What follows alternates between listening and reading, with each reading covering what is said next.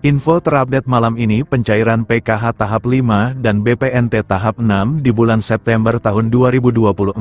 Nah, berikut ini informasi dan hasilnya.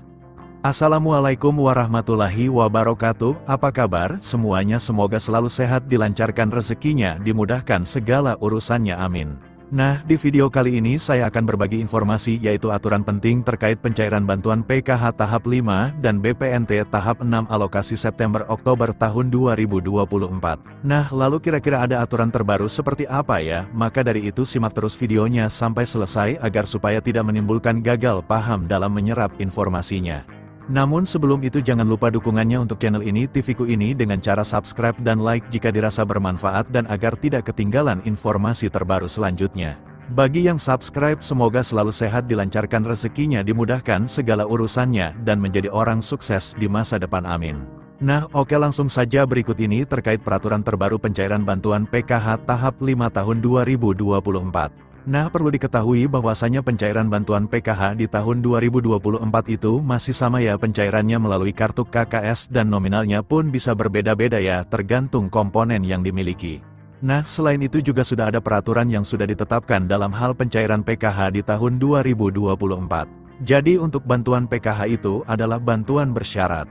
Jadi harus memiliki komponen PKH seperti anak balita, kemudian anak sekolah SD, anak sekolah SMP, anak sekolah SMA. Kemudian penyandang disabilitas berat dan juga komponen PKH lansia, serta komponen ibu hamil. Nah, kemudian ini ada beberapa kriteria untuk menentukan bantuan PKH BPNT-nya bisa cair atau tidak.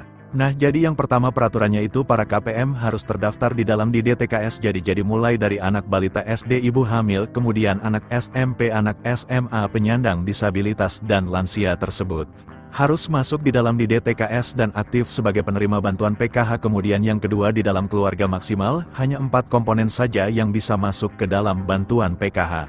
Kemudian yang ketiga, prioritas bantuan PKH yang memiliki komponen datanya itu harus aktif ya, dan padan antara di DTKS dengan Dukcapil.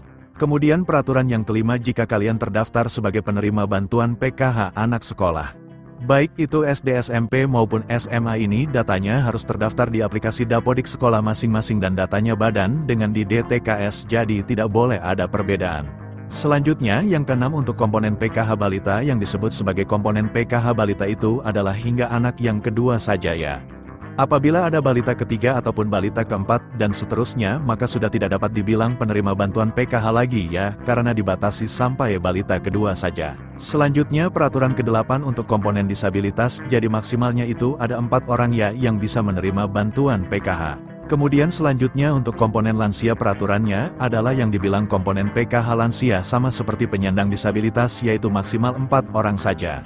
Kemudian peraturan selanjutnya untuk komponen lansia tersebut itu usianya harus mencapai minimal umur 60 tahun ke atas. Selanjutnya untuk komponen cucu itu juga bisa masuk ke dalam pencairan bantuan PKH asalkan lolos sebagai penerima dan memenuhi persyaratan.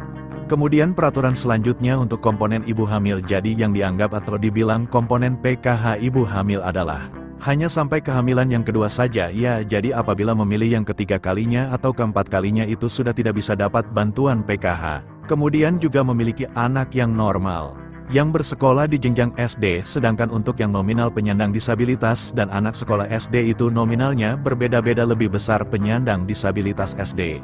Maka yang masuk komponen PKH adalah komponen disabilitas yang didahulukan, jadi sudah jelas, yaitu adalah peraturan bantuan PKH di tahun 2024. Sementara untuk jadwal pencairannya, jika tidak ada perubahan akan dicairkan di antara bulan ini atau Oktober tahun 2024. Nah, berikut ini KPM yang sudah cair KKS-nya, berikut saldonya cair segini, 400.000 kemarin daerah Garut Bank Mandiri, yes cair-cair, semoga yang lain menyusul cair, amin. Nah, sekian dulu informasi ini, semoga bermanfaat bagi semua. Assalamualaikum warahmatullahi wabarakatuh.